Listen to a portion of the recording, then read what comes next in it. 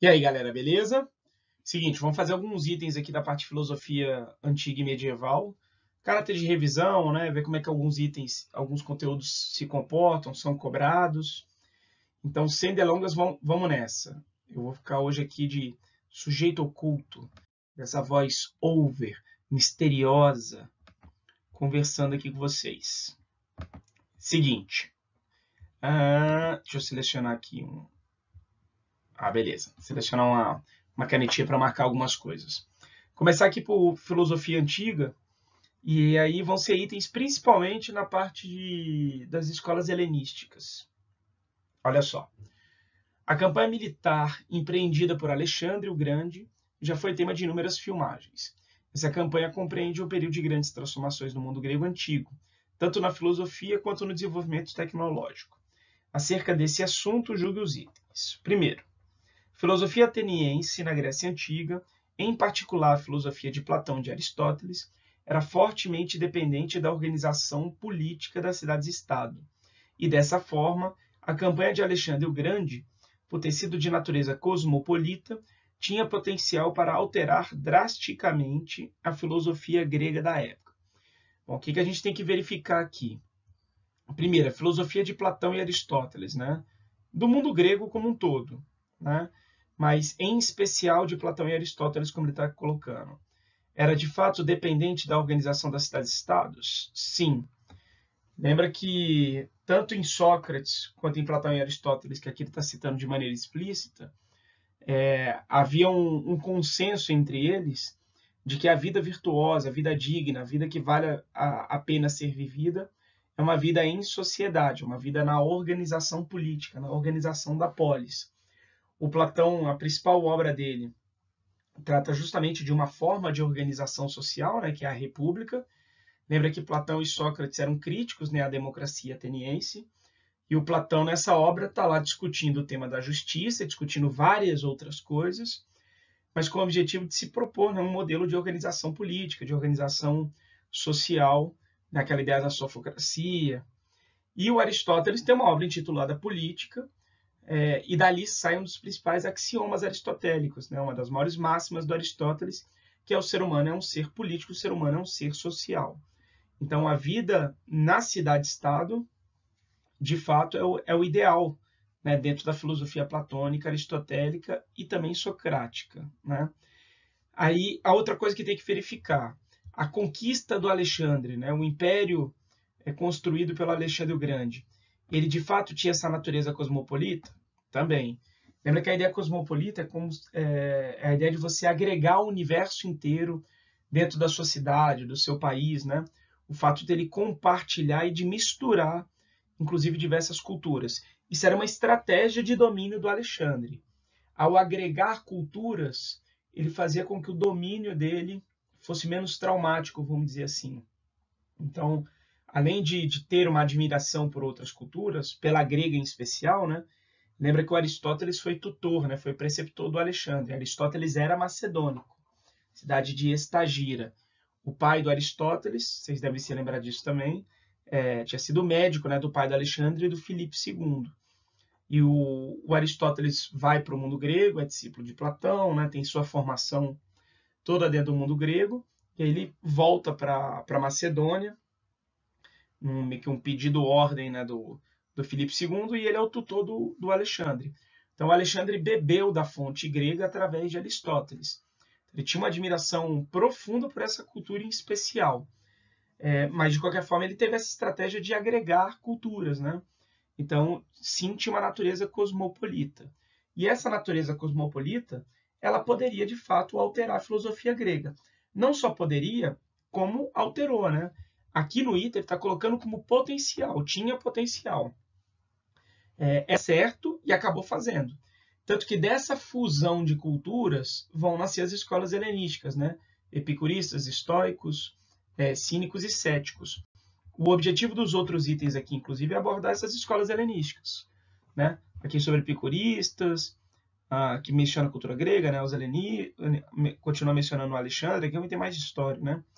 Aí, pilares da filosofia aristotélica, epicurismo de novo.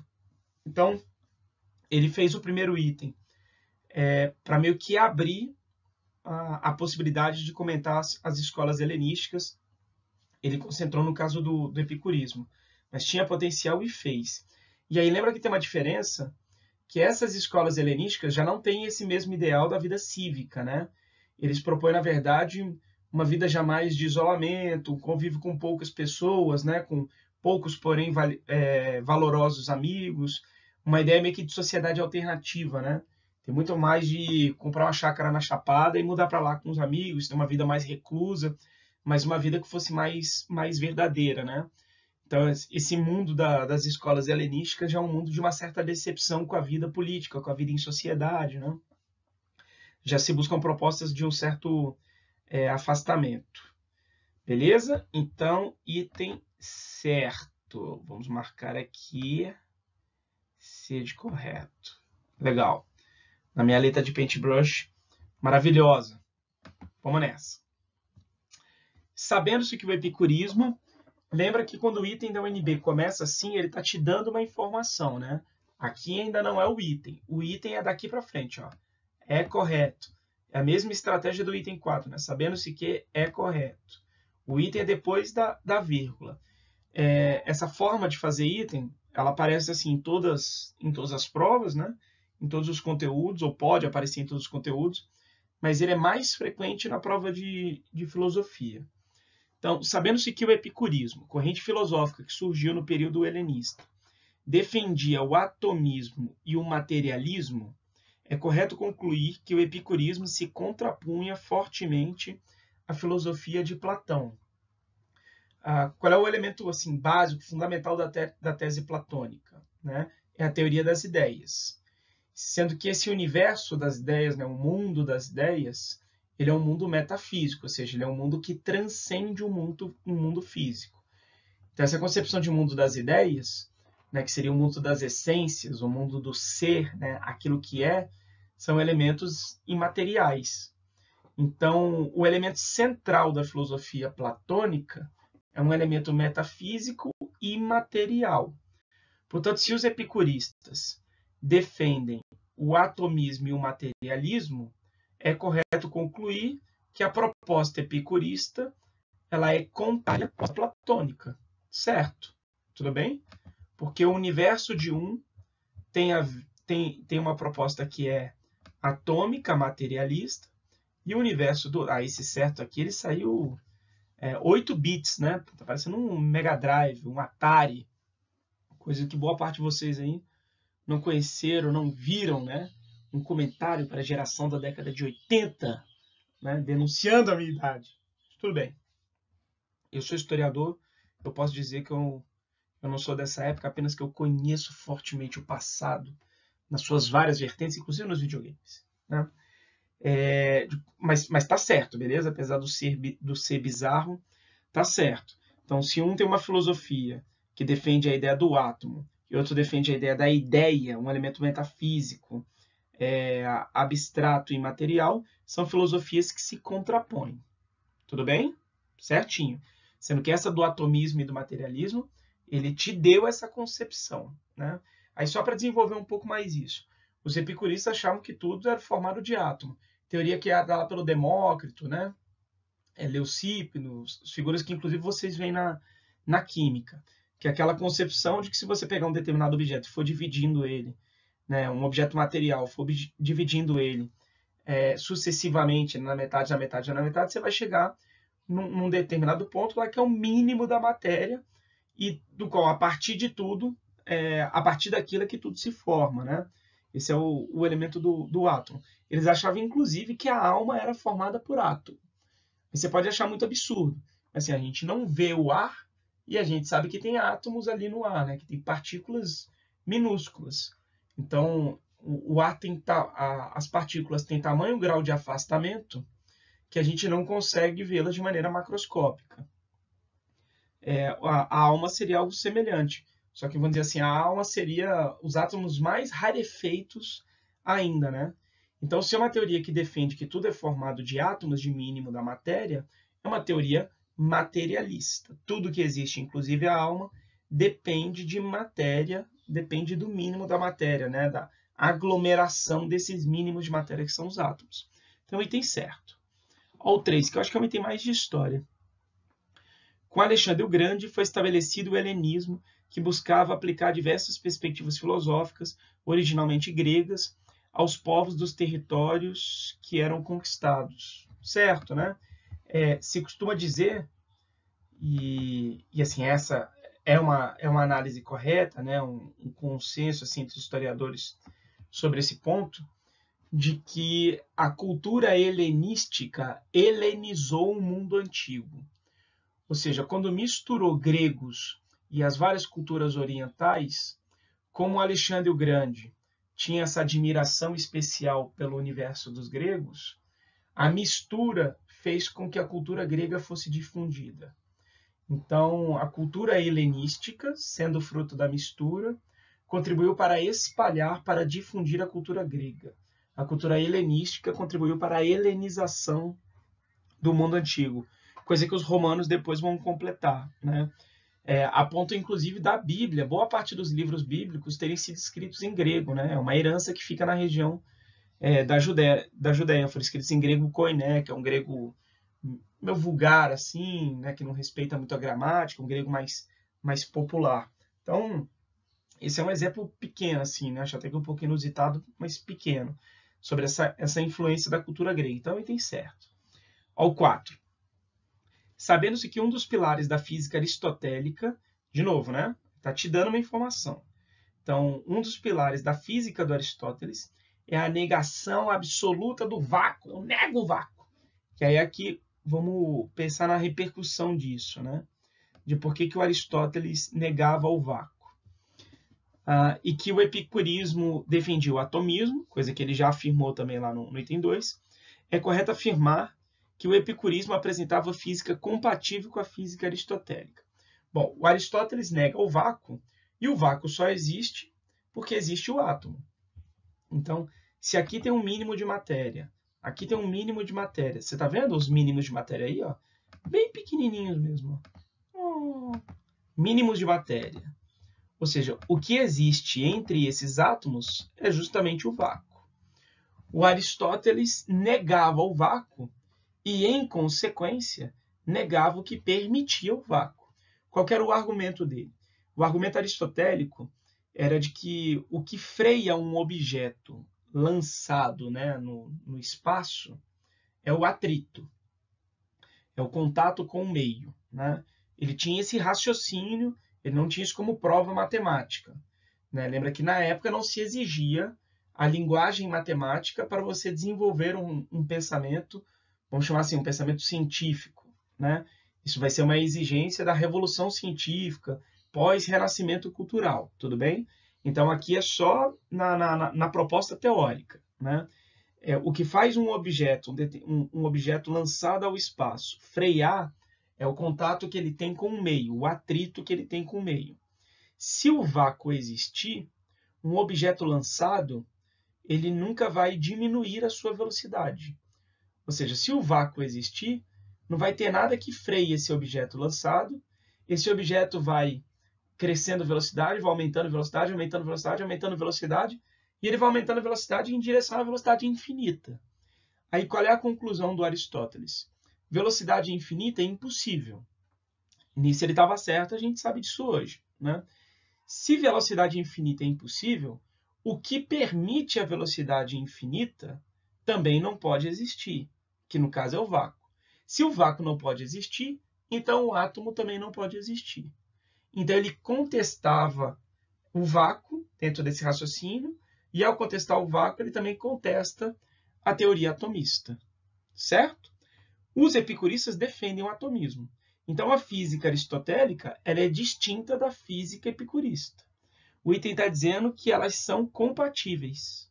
Física compatível. Wrong, motherfucker! Né? Aqui, ó. Vou pôr E de errado, e que se você pôr de lado é W de fucking wrong. Beleza? Entender o raciocínio? Sim. Então, vamos evoluir. Vamos evoluir. Aí a gente vai se dedicar mais aos itens de filosofia medieval agora. Embora vão ter coisas de Aristóteles aqui no meio, Quer dizer, a gente fez o finalzinho da filosofia antiga, né? Elementos ali de filosofia de período helenístico, né? Mais dos epicuristas, né? Não apareceu históricos, né? A gente, qualquer coisa, faz uma outra lista depois, inclui essas figuras. Mas vamos para a filosofia medieval. Texto, olha aí. Vou falar carioquês agora, hein, meu irmão? Aí, você que é do Rio aí, se sinta contemplado, certo? Aí, ó. Filosofia pode nos ajudar a analisar e compreender diversos fenômenos naturais e sociais, maluco. Bem como formas de produção artística, meu irmão.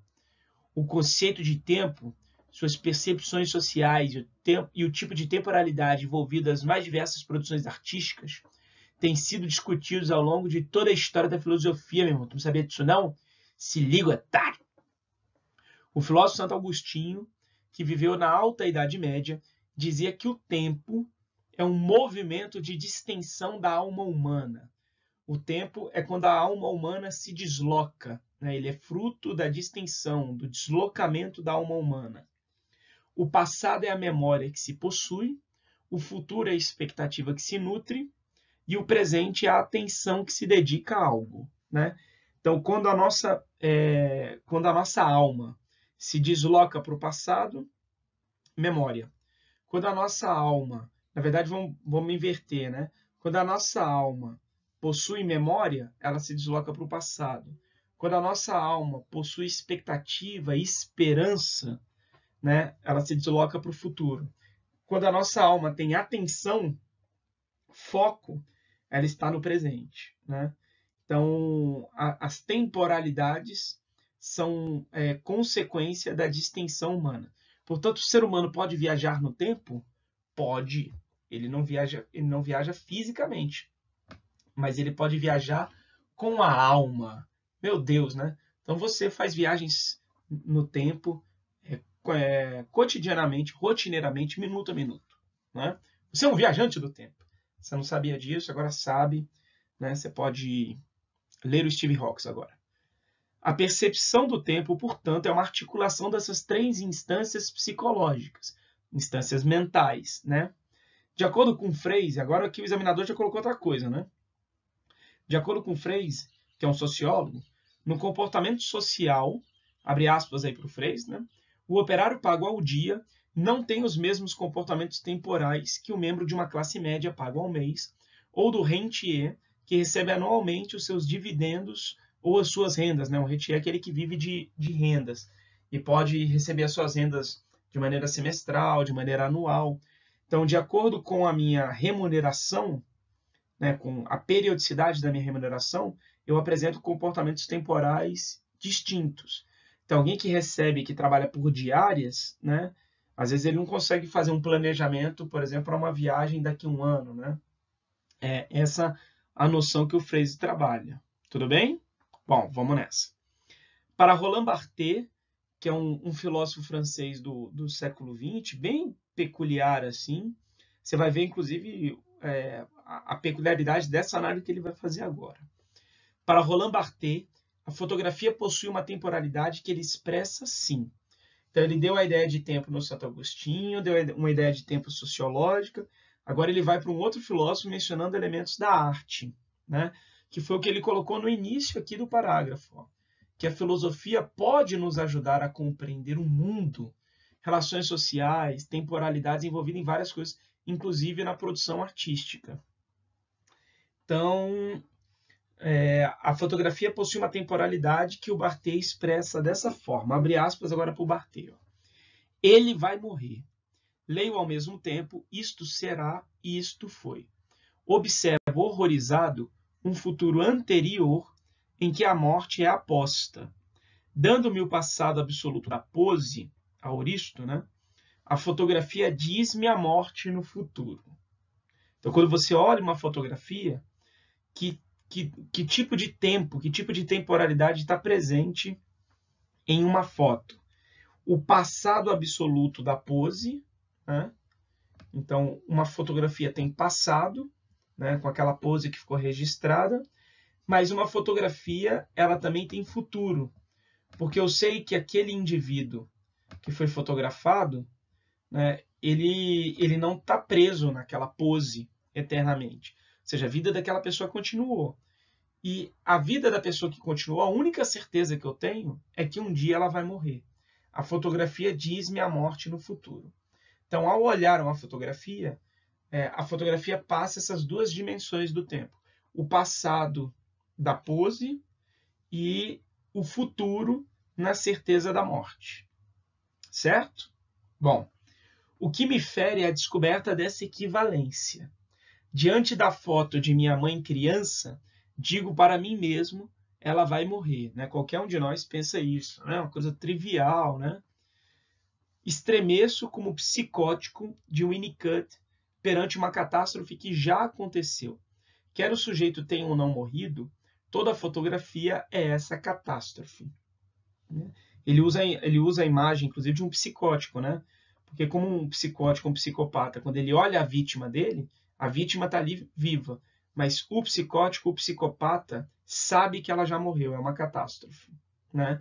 Quer dizer, ele usa imagens bem fortes, né? Faz questão de dar o exemplo da mãe criança, né? Usa essa imagem do psicopata. Mas a ideia fundamental é essa, de que tipo de temporalidades uma fotografia passa. Bom, ainda agora aqui no final do texto. Deixa eu mudar minha canetinha aqui. Vai, trem. Aqui agora a parte final do texto. Em obras de arte pode haver mais de uma temporalidade sendo simultaneamente articulada. Assim, na representação cênica, há o tempo cênico, que é aquele simultaneamente da representação e do espectador que a está assistindo. Há também o tempo dramático, associado ao discurso narrativo que anuncia e fixa uma temporalidade. Então, o tempo cênico é o tempo que a peça dura. Né? A peça durou 1h, 1h20, um monólogo de 2 horas. Né? Ou então tem o tempo dramático, que é o tempo proposto pela história que está sendo contada. Então, naquela 1 hora de peça, se contou a vida inteira de alguém e a pessoa viveu 80 anos e por aí vai. Beleza? Então, vamos nessa. Estamos aí com 22 minutos, alguns itens para fazer, mas vamos lá. Ó. Considerando os textos acima e os diferentes aspectos relacionados ao tema por eles abordados, julgue os itens. E ele deu várias coisas no texto, né? Assim, tinha que ter um fôlego para ir lendo, pegando cada coisa, mas vamos nessa. 5. No trecho citado de Roland Barthes, o autor defende que a atenção com que se observa a fotografia evoca a memória e a expectativa. Você vê que aqui ele está falando do Roland Barthes, mas ele está usando o vocabulário do Santo Agostinho, né? O que, à luz do conceito agostiniano de tempo, pode produzir a distensão da alma, né, referida para o Santo Agostinho. Então, vamos lá. O autor defende que a atenção com que se observa a fotografia, a atenção é presente.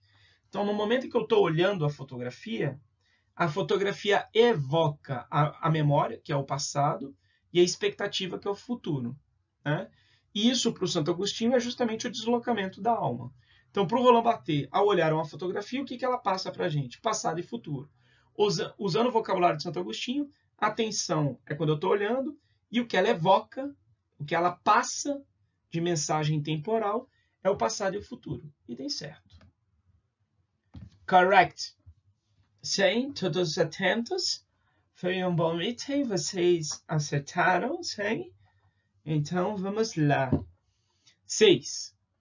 Está de acordo com a citação de Roland Barthes, interpretada à luz do conceito agostiniano de tempo, ou seja, vai fazer um item parecido, né, com a forma do primeiro, ali do 5. A afirmação de que o ato de olhar uma fotografia é equivalente ao momento da atenção que se dedica a algo. O ato de olhar é presente. Se é presente, é atenção. Certo também. Ele está usando a análise de um e colocando o vocabulário do outro para você ver se você consegue fazer a relação. E sim, nós conseguimos fazer a relação, cara. Entendeu? A gente sacou a sua ideia, você não pega a gente. Você vê que no 5, ele cobrou o que a fotografia passa. No 6, ele cobrou o ato de olhar. A fotografia passa, evoca passado e futuro. O ato de olhar uma fotografia é presente. Então, memória, expectativa e atenção. Beleza. 7. Beleza sim, né? Tá tudo bem aí? Desesperos? Não, vamos nessa. 7.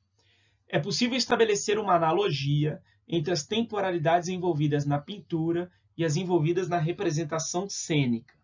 Pois na pintura, tal como na representação cênica, pode-se identificar o tempo do relógio transcorrido no processo de pintar uma tela e o tempo dramático relativo à imagem pintada, né? Então, esse tempo do relógio, no caso cênico, seria o tempo cênico, o tempo que durou a peça. Eu posso fazer relação com a pintura, né? O tempo que aquele pintor levou para pintar aquele quadro, aquela obra. Beleza. E o tempo dramático é o tempo proposto pela história, sendo que a pintura ela também pode propor uma determinada noção temporal. Então, lembra que, por exemplo, uma linha horizontal em pintura, né? Que ficou muito horizontal a minha linha aqui, né? Você vê que impressionante a horizontalidade dessa linha?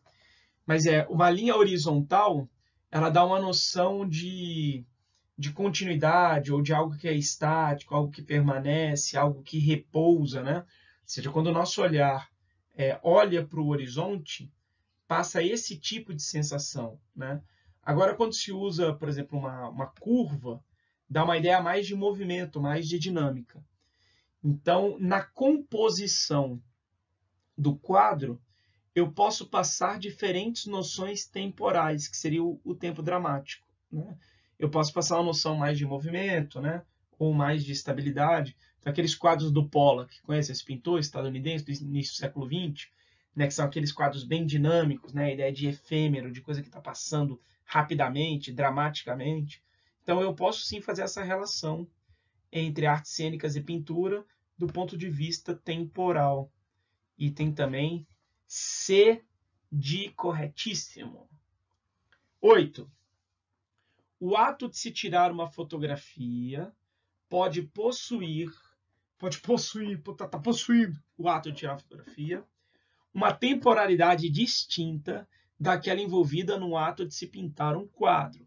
Haja vista que o primeiro ato pode ocorrer em um instante, um clique, né?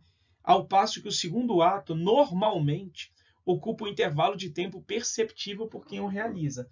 Normalmente, né, em geral, pintar um quadro leva um tempo maior do que tirar uma foto, né? E aí, óbvio, aqui não é para você ficar viajando na maionese, né?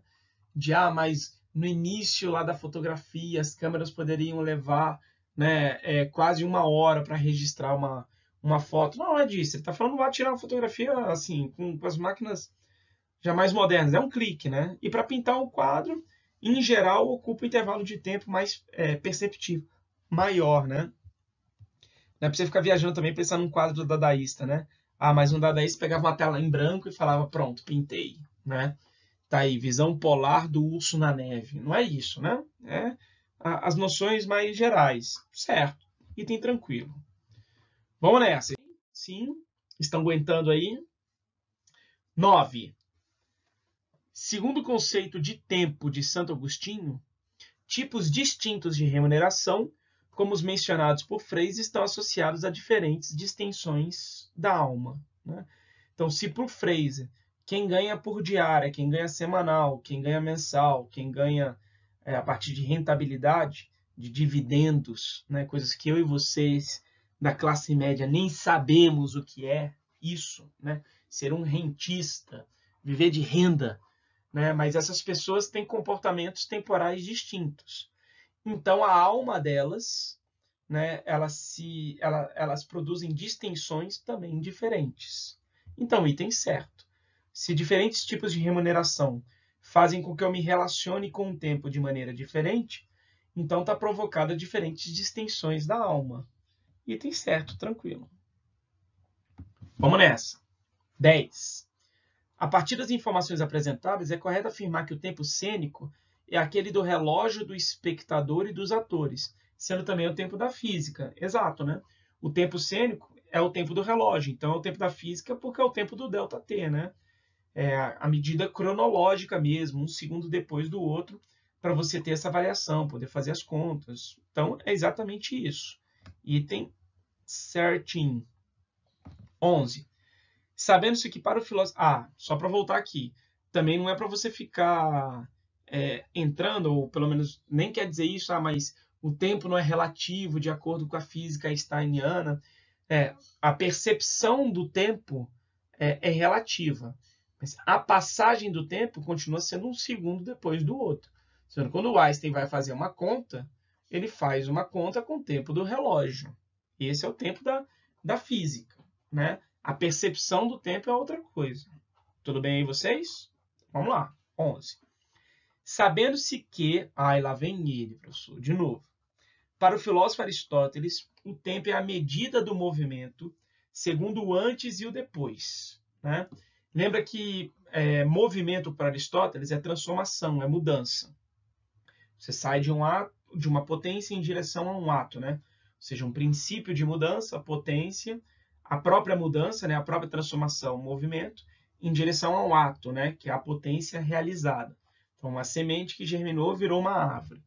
Então, vou escrever aqui em cima. Deixa eu usar esse roxinho, deixa eu ver se vai dar. Então, olha só que beleza. Nesse cenário de mudança, né, o que é o tempo? O tempo, ele não é nem esse instante aqui, antes de começar a mudar, e ele não é nem esse instante depois que mudou. O tempo não é nem um instante nem outro. O tempo é justamente... mas que beleza, né? Eu escolhi roxo para o roxo, né? Demência. O tempo é esse intervalo aqui, ó. Isso aqui é o tempo. O tempo não é nem um instante, nem um outro. O tempo é justamente o intervalo entre o antes e o depois. Lembrado dessa ideia? Beleza? Então, sabendo disso, é correto concluir que o tempo cênico pode ser apresentado pela concepção aristotélica de tempo. Você vê que no item 10, ele comparou o tempo cênico com o tempo da física, que é o tempo do relógio, né? A ideia de delta que a gente colocou. E ele está dizendo agora que isso é o tempo cênico. Tempo cênico não é o tempo do relógio, né? Esse tempo do Aristóteles não é o do relógio? Um antes e um depois. Então, vai passando um segundo depois do outro. Aí o tempo é justamente o delta, o tempo é justamente a diferença. Aqui é como se fosse um T0, aqui é um T1. Ou seja, o tempo, a noção de tempo em Aristóteles é o tempo do relógio, é o tempo cronológico, é o tempo da física, é o tempo cênico. Beleza? Aí aqui você conseguiu relacionar todos eles. Ele fez 2 itens para justamente estabelecer essa relação. Então, o item também correto, moleque doido. 12. O tempo dramático não é exclusivo do teatro. Beleza. Pode ter tempo dramático na pintura, né? Já fez isso num outro item. Visto ser característico do discurso narrativo que anuncia e fixa uma temporalidade. Beleza. Então, toda e qualquer possibilidade de produção que puder fixar o próprio tempo está usando o tempo dramático. Correto. Pode ter na fotografia, pode ter na pintura, pode ter no teatro, pode ter nessas diferentes formas de expressão, diferentes narrativas. Beleza. 13. As informações apresentadas são suficientes para se concluir que a física possui temporalidade dramática. A física pode propor e fixar, né, uma forma de tempo? Não, né? Ou ao menos assim, no texto não tem informações para isso. Então, o tempo da física é esse cronológico, esse do relógio, para se fazer as contas, né? Um físico não pode chegar lá do nada e, olha, a minha noção de tempo é essa, então a minha conta é assim. Não, eles têm um certo padrão, que até o que, de alguma maneira, são elementos que unificam a ciência, né? Unificam a linguagem, permitem que as teorias sejam comparadas, que os cálculos sejam feitos. Então, ao menos nesse texto, não é possível afirmar isso. Eu posso ter propostas de física que propõem formas diferentes de perceber o tempo? Sim, né? Mas, a princípio, o tempo que se usa na física é o tempo cronológico, o tempo do relógio. Então, aqui é de wrong. Olha lá a minha coordenação, testando a minha coordenação. 14. Santo Agostinho viveu na Alta Idade Média, período de acomodação entre as estruturas de um Império Romano em desintegração e os elementos introduzidos pelos denominados bárbaros germânicos, da qual resultou com variações temporais geográficas do sistema feudal. um item de história e um item resumo, né? Ou seja, uma forma clássica, né, de se entender a formação do feudalismo é justamente a junção entre os elementos do Império Romano, né, que decaíram e os elementos germânicos, né, que invadiram aquilo que um dia, né, tinha sido o esplendor do Império Romano. É a fusão desses dois elementos que vai criar uma coisa nova. Então, da onde vem a servidão feudal? Ela tem origem no colonato romano, aquela medida tomada pelo Diocleciano, imperador romano ali da virada do século III para o século IV, dos 200 para os 300, ele criou uma lei para pegar os desempregados da cidade, irem para o campo, se fixarem no campo, para meio que suprir a falta da mão de obra escrava. E aí essa figura que fica presa ao campo, presa ao campo, presa ao campo, vai gerar o trabalhador servil no feudalismo, né?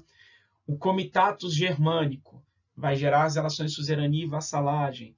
Então, a fusão desses dois universos, né, vai promover o desenvolvimento do sistema feudal, e você vê que o examinador ainda foi bem cuidadoso, né, com variações temporais e geográficas. Então, assim, o feudalismo clássico que a gente estuda, que é o francês, né, a gente não encontra todos os elementos dele, por exemplo, na Península Ibérica, que tinha influência árabe-islâmica, né? Então, item certinho. Tudo bem, galera? Beleza, vocês? Bom, 36 minutos de resolução de exercícios, um tempo razoável, né? Você vai provar que você consegue sim ficar na frente do computador, né, por mais de 8 minutos. Você não obedece essa média ridícula de atenção, né, dos internautas, porque você é uma figura, né, com maior capacidade de atenção, porque você nutre expectativas de aprovação no seu futuro e você não sofre com a sua memória, né, de possíveis fracassos anteriores, né? Mas é isso, galera. Valeu, obrigado, né? Esta voz oculta, esta voz over de narrador de programa Love Song vai embora. É isso.